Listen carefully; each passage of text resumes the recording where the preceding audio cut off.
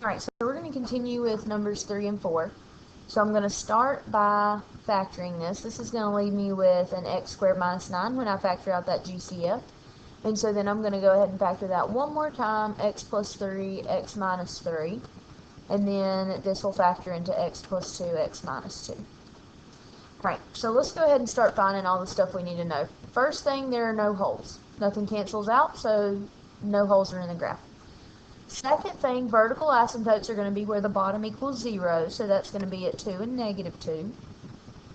Third thing, we'll use the Boston rule, so I'm going to take top coefficient divided by the bottom coefficient. So horizontal asymptote is going to be at y equals 2.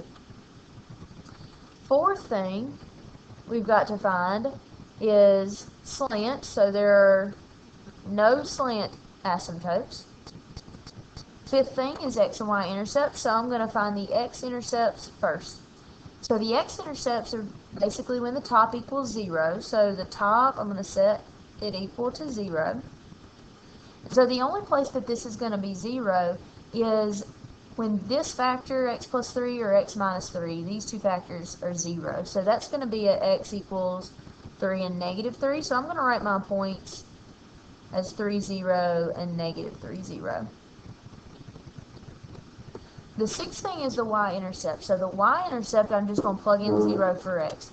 So if I do that, I'm going to look at the original function, and if I plug 0 into the original function for x, that's just going to leave me with a negative 18 over negative 4, which is 9 over 2 when I reduce. So then this is going to end up giving me 0 and 4.5 as my intercepts.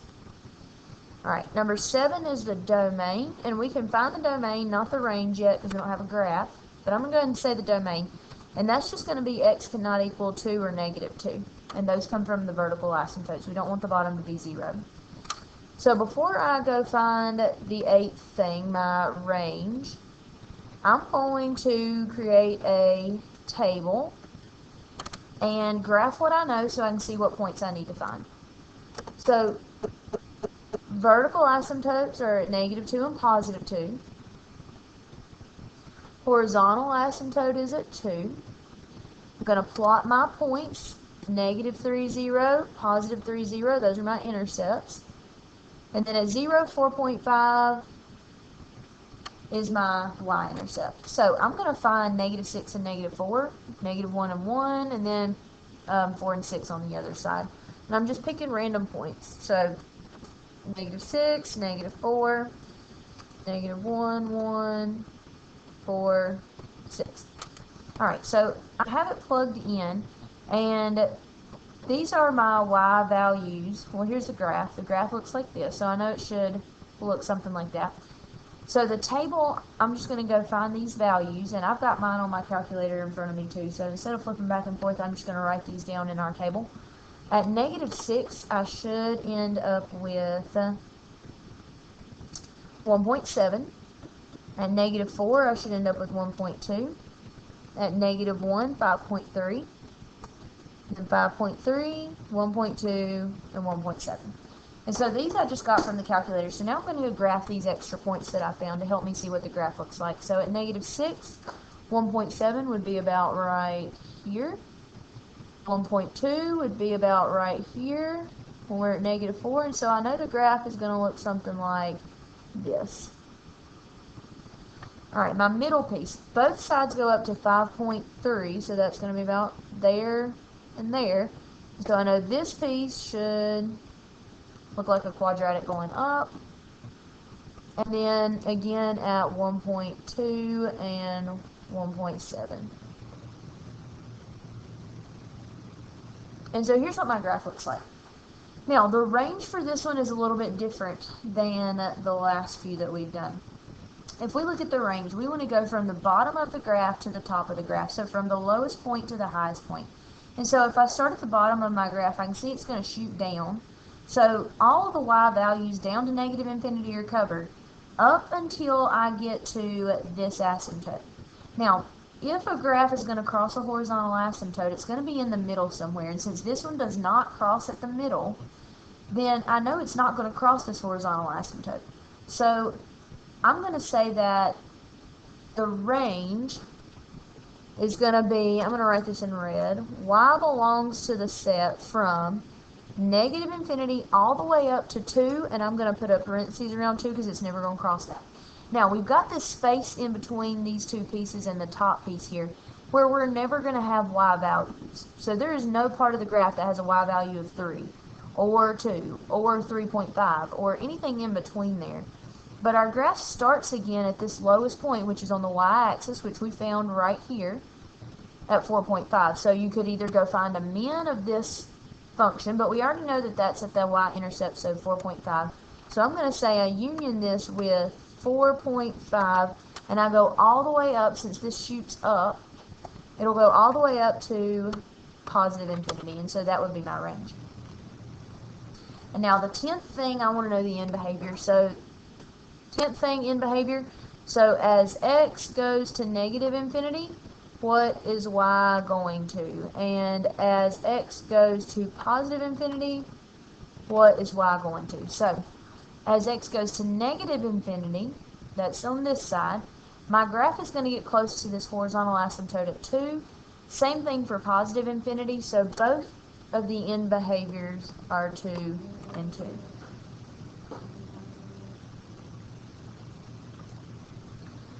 Alright, so our end behavior here was 2 and 2. So we're going to go on and look at a problem that has a slant asymptote. And so that's this next problem right here. So first thing we're going to do is try to factor like we always do. So this is going to be x cubed, x squared minus 4. And so, well, that's the exact same problem. So I'm going to do x cubed and x plus 2, x minus 2. Alright. And so then the first thing we're going to find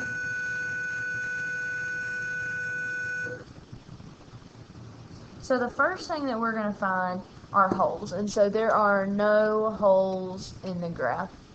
Second thing we're going to find are vertical asymptotes. And so vertical asymptotes on this one are going to be again at 2 and negative 2, just like the last one. They make the bottom 0. And so third thing is horizontal asymptote. And on this one we're not going to have a horizontal asymptote because the top degree is exactly one more than the bottom degree. So that means we'll have no horizontal, but we will have a slant. And so this is where we got to go do our long division. So I'm going to take my x squared minus 4 and divide it into x cubed, and I'm going to write plus 0x squared plus 0x plus 0 in case I need those terms. So then when I say x squared, what will I have to multiply by x squared to get 4, or not 4x squared, but x cubed? That's going to end up being just an x. So x times x squared is going to give me an x cubed, and then x times negative 4 is going to give me a negative 4x. And so then this is just going to be 0x squared when I change the signs. 0x squared plus 4x. So now, this term is basically gone since it's just 0x squared. So there's nothing that I can multiply by x squared to get 4x. So this x is how many times it goes evenly. And so then my slant asymptote is just y equals x. And so we'll look at how to graph that in just a second. Fifth thing we're going to find are the x-intercepts. So x-intercepts, I'm going to set the top equal to 0. And so that's just going to end up being x equals 0 for an x-intercept. So I would have 0, 0. My sixth thing is my y-intercept, so I'm going to plug 0 in.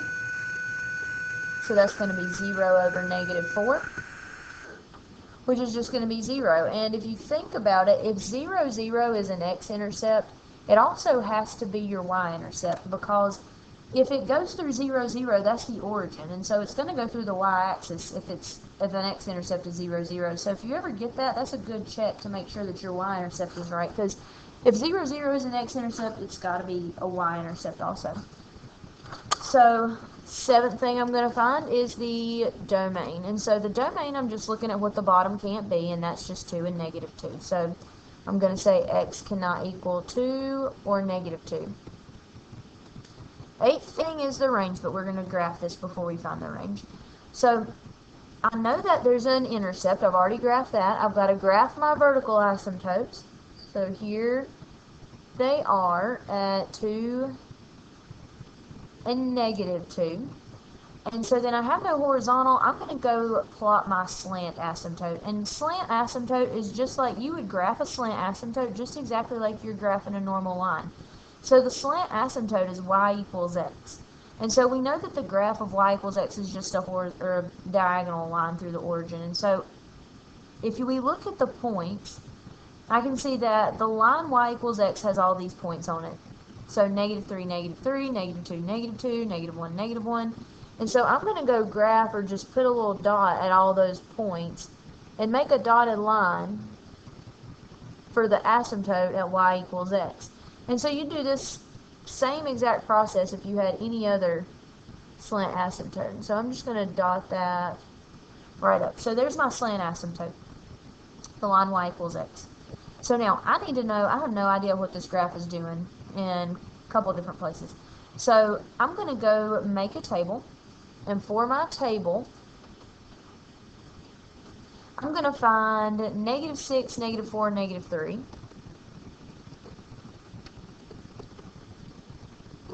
And then I'm going to find -1, 1, and then 3, 4, 6. And so I've already got this in my calculator. I'll plug it in over here so we can look at the graph in just a second. But I've already got it in my calculator, so I'm just going to fill in our points. So let's plug this in. I've got x raised to the third divided by x squared minus 4.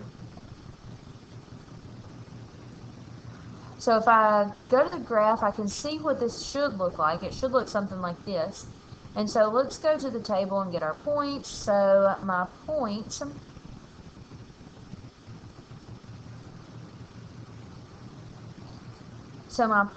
are just going to end up being these. I've got -6.75, -5.3, -5.4, and I'm just rounding these. -1 is 0.3. 1 is going to be -0.3.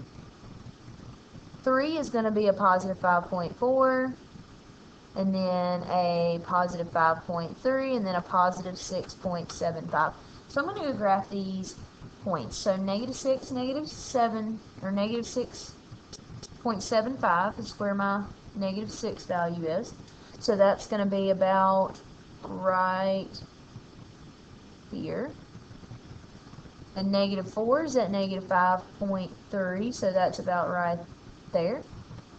-3 is at -5.4, so that's going to be just a little bit below it. And so then I can tell my graph is going to go something like this, like we had on our calculator. At -1, it goes up to 0.3. It's about right there. At +1, it goes down to -0.3. It's going to be about right there. And so my middle piece is going to look something like this. Go through there. And so then my outside piece, when I go graph that, 5.4 is going to be my value at 3. And then at 5, I'm going to 5.3. It's a little lower than that. And then at 6, I go to 6.75. So at 6, and I should have graphed this blue point over 1. So I should have graphed it right here. And then at 6, I'm going to 6.75, so that'd be about right there. And so here's what the graph should look like here. Alright. And so then this is my graph. So if I'm looking at the range, and I look at this middle piece, then the middle piece by itself is going to cover all the values from -infinity, because it shoots down here, all the way up to +infinity. And so the range, I'm just going to say y belongs to the set of all reals. And so then lastly is our end behavior. And so I'm going to say as x goes to +infinity, what is y going to? And as x goes to -infinity, what is y going to? So as x goes to +infinity, this is pretty much, when you have a slant asymptote, the only time that your end behaviors are going to be different for negative and positive infinity. And so as we go out to positive infinity, you can see that this graph is going to continue to shoot up and out. So it's going to go up. The y values are going to go up towards positive infinity. And as we go out to negative infinity, the y values are going to go down and out, so down to negative infinity. And so they do not match on a slant asymptote. And so those are pretty much the 4 different kinds of rational functions that you're going to see, and I'm going to ask you to graph.